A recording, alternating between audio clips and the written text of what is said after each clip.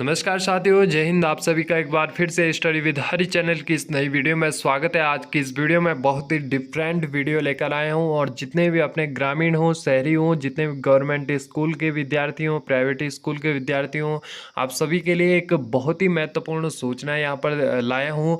देखिए, आप जिस प्रकार से NMMSS के बारे में पहले से ही क्या पता जानते होंगे, क्या पता कोई लोग नहीं जानते होंगे, तो मैं आप सभी को बता दूं कि यहाँ पर ये परीक्षा जो भी होती है, ये उत्तराखंड के अंदर जो भी परीक्षा ये NMMS यानी कि राष्ट्रीय साधन सह योग्यता छात्रवृत्ति योजना जो ये लाई गई है, ये स्कॉलरशिप की योजना है। जो भी आपके 1000-1200 आपका स्कॉलरशिप महीने का मिलता है, तो इससे रिलेटेड यह परीक्षा दी गई है। और इसके लिए कौन कौन आवेदन कर सकता है, क्या इसमें एज चाहिए होती है और क्या इसमें परीक्षा का प्रक्रिया होता है, ये सभी मैं यहाँ पर आज की इस वीडियो में बताने वाला हूँ। तो जितने भी हमारे पेरेंट्स लोग आए हैं उनके लिए मैं सबसे पहले सादर प्रणाम। आप सभी का भी एक बार फिर से मैं यहाँ पर वीडियो में स्वागत करता हूँ। और जितने भी मेरे नए साथी हैं, जितने भी कक्षा 7वीं, कक्षा 8वीं और जितने भी गवर्नमेंट स्कूल के साथी हैं, तो उन सभी का भी मैं यहाँ पर स्वागत करता हूँ। देखिए, उत्तराखंड में ये परीक्षा जो होती है ये SCERT के द्वारा होती है, राज्य शैक्षिक अनुसंधान एवं प्रशिक्षण परिषद। ये ऊपर भी आप देख पा रहे होंगे उत्तराखंड देहरादून में। ये पूरे देश में परीक्षा होती है, लेकिन जो उत्तराखंड में होती है इस परीक्षा को SCERT करवाता है। उत्तराखंड द्वारा निम्न छात्रवृत्ति योजनाओं हेतु आयोजित की जाने वाली पात्रता परीक्षा हेतु हर छात्र छात्राओं से आवेदन पत्र आमंत्रित किए जाते हैं। तो इसके लिए आवेदन खुल चुके हैं। सम्मिलित छात्र चयन परीक्षा दिनांक 23 दिसंबर, देखिए 23 दिसंबर 2024 को इसके लिए परीक्षा होने वाली है। सबसे पहले जान लीजिएगा और साथ मिलकर ही जानते हैं कि किस प्रकार से आपको कौन कौन ही आवेदन कर सकते हैं इसमें। तो यहाँ पर आप देख पा रहे होंगे शिक्षा मंत्रालय भारत सरकार द्वारा राष्ट्रीय साधन से योग्यता योजना छात्रवृत्ति के अंतर्गत उत्तराखंड राज्य के निर्धारित 1048 छात्रवृत्तियाँ यहाँ पर प्रदान की जाएंगी। ये हर साल होती है लगभग। ये प्रतियोगी परीक्षा है, राष्ट्रीय प्रतिभा खोज इसका पहले पूरा नाम था, और द्वारा परीक्षा आयोजित की जाती है। इसके अंतर्गत चयनित छात्रों को कक्षा 9 से कक्षा 12 तक छात्रवृत्ति प्रदान की जाती है। अब इसके लिए पात्रता क्या है, इसके लिए योग्यता क्या चाहिए।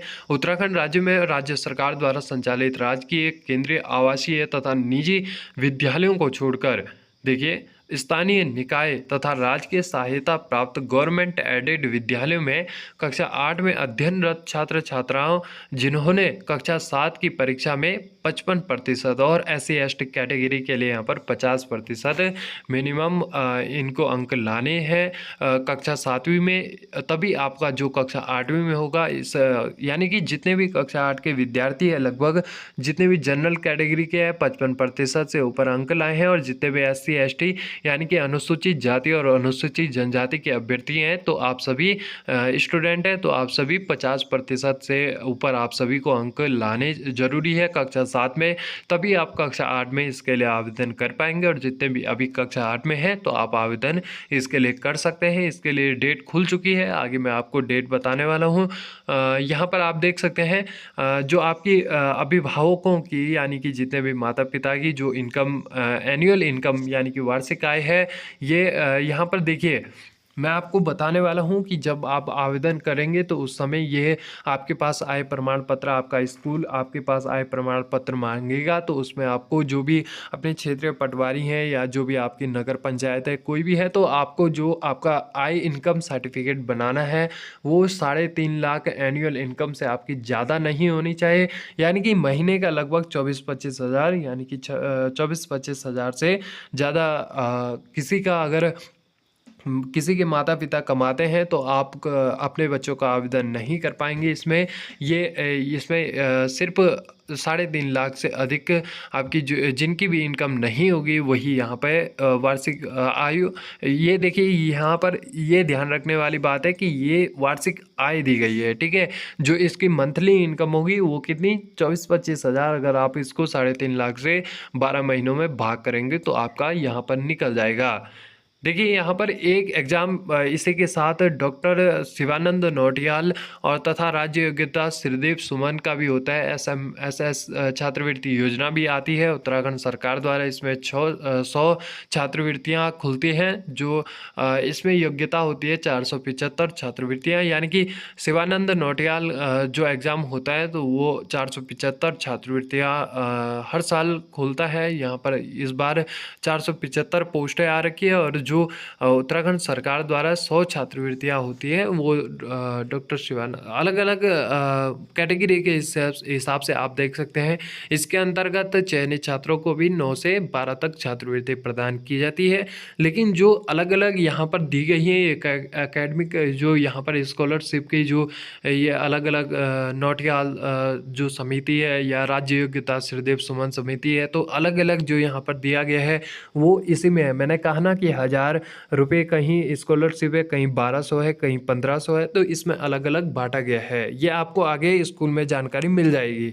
देखिए इसके लिए जो पात्रता है जो डॉक्टर शिवानंद नौटियाल और राज्य योग्यता श्रीदेव सुमन छात्रवृत्ति परीक्षा के लिए है, तो आपके पास आपका जो छात्र छात्रा जितने भी है, तो आपके पास कक्षा 7 में जितने भी जनरल कैटेगरी से है 50% आपके पास आपको अंक लाने पड़ेंगे और SC ST के लिए 40% अंकों के साथ कक्षा 7वीं उत्तीर्ण करना पड़ेगा। इसमें भी कक्षा 8वीं वाले आवेदन कर पाएंगे और जो आय सीमा होगी वो इस पर कोई भी प्रतिबंध नहीं है। आय सीमा यानी कि एनुअल इनकम आपकी जितनी भी है, तो इस पर कोई आपको इनकम सर्टिफिकेट नहीं लगाना पड़ेगा। वहीं पर आप देख सकते हैं आवेदन पत्रों की प्राप्ति कब से है कब से नहीं है, तो SCERT की वेबसाइट पर आप जाकर देख सकते हैं www.scert.government.in एवं विद्यालय शिक्षा विभाग उत्तराखंड की वेबसाइट schooleducation.uk government.in पर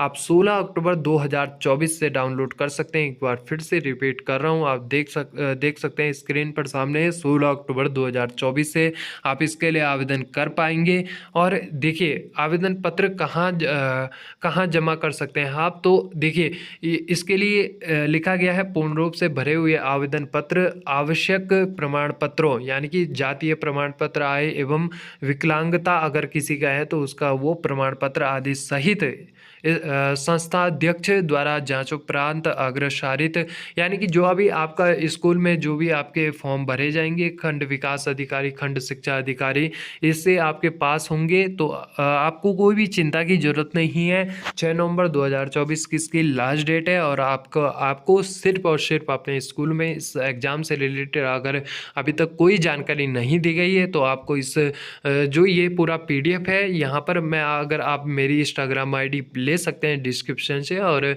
इस PDF को वहाँ पर पा सकते हैं, या आप इसकी ऑफिशियल जो साइट है यहाँ पर मैंने आपको कहा www.scert.government.in पर जाकर और इस PDF को डाउनलोड करके और अपने सर को दिखा सकते हैं और आप अपने सर मैम से संपर्क जरूर कीजिएगा, आप तभी आवेदन कर पाएंगे, वही आपको इसके बारे में पूरी जानकारी दे पाएंगे। तो चलिए साथियों, हमारे पास जितनी जानकारी थी, जितने भी हमारे अभिभावक हैं, एक बार फिर से रिक्वेस्ट कर रहा हूँ ग्रामीण अभिभावकों, आपको ज़्यादा इतनी जानकारी अगर नहीं है इसके बारे में, तो अगर आपको और भी इसके अलावा भी कोई जानकारी चाहिए तो आप ज़रूर इनके स्कूल से संपर्क कीजिएगा, अपने बच्चों के स्कूल से संपर्क कीजिएगा। वहाँ पर प्रिंसिपल होंगे या मैम होंगे या कोई सर होंगे, तो आपको पूरी जानकारी दे देंगे और इसके लिए आपके बच्चे का आवेदन भी कर देंगे। आपको बस अपना जातीय, अपना आय इनकम सर्टिफिकेट और किसी के बच्चे विकलांग हैं तो आपको विकलांगता वाला सर्टिफिकेट वहाँ पर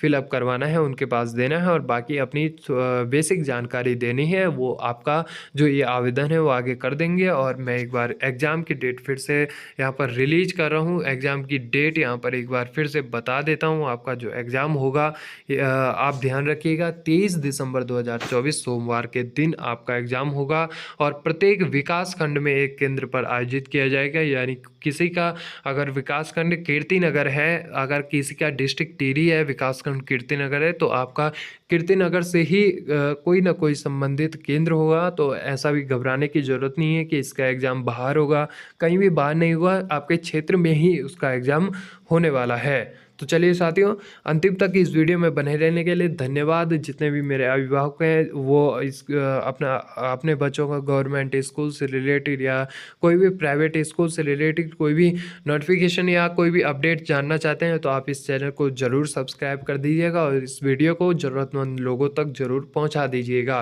बाकी वीडियो में अंतिम तक बने रहने के लिए धन्यवाद।